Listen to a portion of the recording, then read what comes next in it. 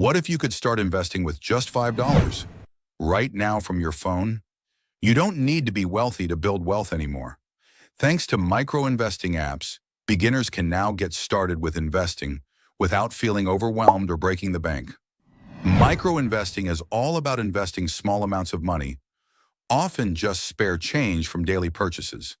These apps are designed to make investing simple, automatic, and accessible for anyone, regardless of income or experience. So which apps are leading the way in 2025? Let's start with Acorns, one of the pioneers of micro-investing. Acorns automatically rounds up your purchases to the nearest dollar and invests the change into a diversified portfolio. Spend $2.50 on coffee, Acorns rounds it up to $3 and invests the 50 cents. It's like digital pocket change that grows over time. With features like recurring investments, retirement accounts, and even a debit card, Acorns is ideal for beginners who want to set it and forget it. Next, we've got Stash. What makes Stash unique is that it not only helps you invest, but also teaches you as you go.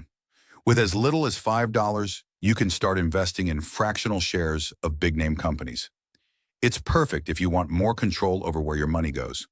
Plus, Stash offers banking tools and a rewards debit card that gives stock instead of cash back. A smart way to build your portfolio without thinking about it. Another top choice is Public. This app has gained popularity among Gen Z and millennials because of its social features.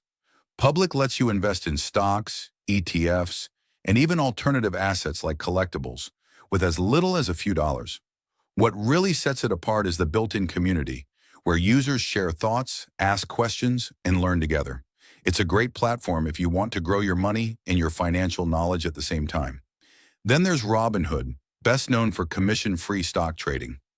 While it started out more focused on active investing, Robinhood has added features like automatic investing and recurring contributions, making it easier for beginners to get started.